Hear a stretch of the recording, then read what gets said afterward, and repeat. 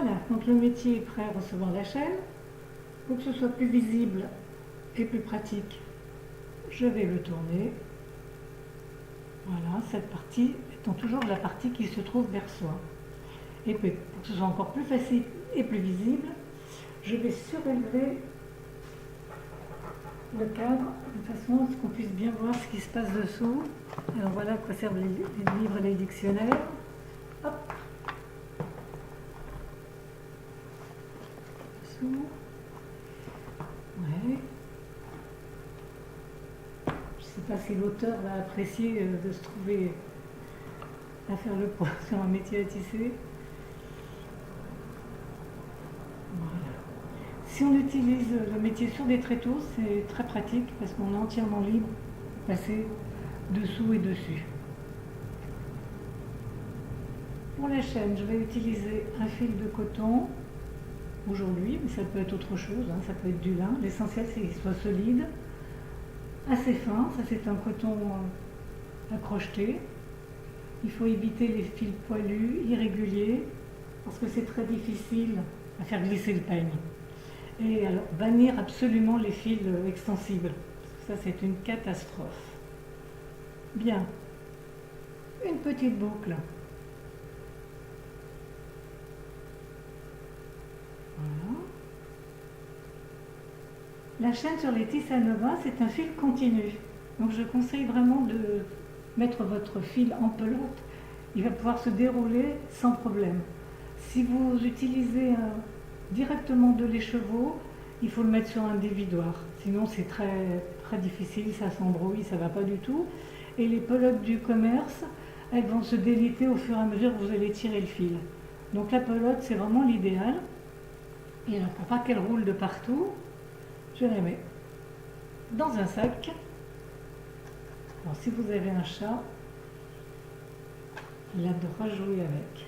Ouais, comme ça, je vais pouvoir tirer sur mon fil sans difficulté. Et ce petit sac, je le mets sous la table. J'ai fait ma petite boucle. Je vais l'accrocher sur la barre régulateur. Donc comme je n'ai pas l'intention d'utiliser toute la largeur du métier, je vais faire juste un petit ouvrage. Je vais démarrer à peu près ici. Voilà. Donc je vous conseille vraiment de centrer votre ouvrage. Alors c'est pas à la dent près, mais le mieux possible pour éviter qu'au fur et à mesure de l'avancée du travail, que votre ouvrage ne parte pas tout de travers. Donc j'ai accroché cette petite dent. Je passe mon fil dessus la barre tondeur, dessous,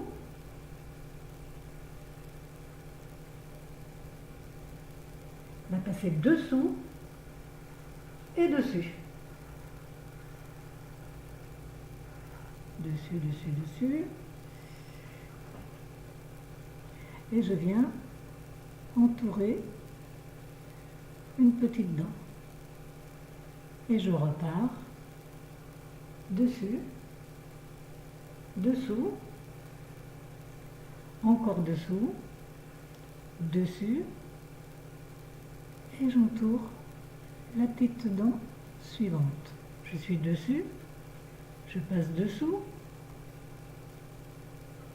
toujours dessous, dessous, dessus, et je viens accrocher la petite dent suivante et je repars dessus,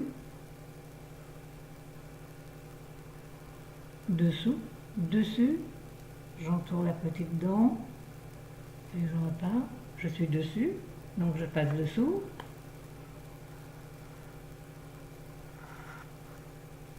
dessous,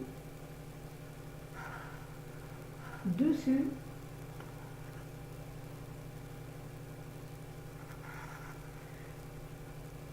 et j'entoure la dent suivante et je repars dessus, dessous, dessous, dessus et j'entoure la petite dent suivante. Alors il va y avoir deux fils dans les encoches, un fil qui part dans ce sens et un autre qui part dans ce sens-là. Donc c'est normal, 2 fils par encoche. Je suis dessus, je passe dessous, et on va être très vigilante de faire ça tout le long. Parce que si par hasard on change de sens, là normalement, je dois être dessous encore. Mais je peux faire une erreur et passer dessus. Et bien, si on fait ça, ça va être très gênant. Parce que les fils vont se croiser, ici, là. Et donc je ne pourrai pas faire tourner le travail autour du cadre. Il restera bloqué. Donc on fait très attention. Je l'ai fait, on est bien d'accord. Là je suis dessous, encore dessous, je passe dessus, je viens m'accrocher sur la dent suivante et je repars. Et ainsi de suite. Et là c'est pareil, hein. On ne va pas passer par-dessus, toujours dessous.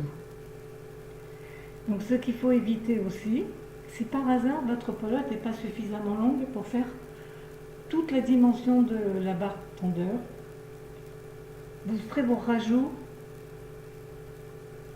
de ce côté-là, près de la barre tondeur, mais pas en plein milieu. Tant pis si vous perdez un petit peu de fil, mais il ne faut pas avoir de nœud sur votre chaîne. Ça vous posera trop de problèmes par la suite. La chaîne n'est pas trop tendue, il faut qu'elle reste souple.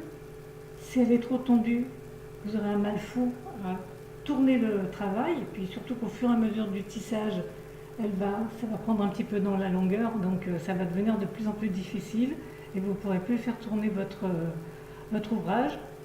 Si elle est trop souple, alors on peut toujours utiliser cette barre tendeur, justement, celle-ci, qui va vous permettre de retendre un peu la chaîne, mais il arrivera un moment où on sera au maximum et on ne pourra plus rien faire. Donc, voilà, il faut qu'elle soit ferme,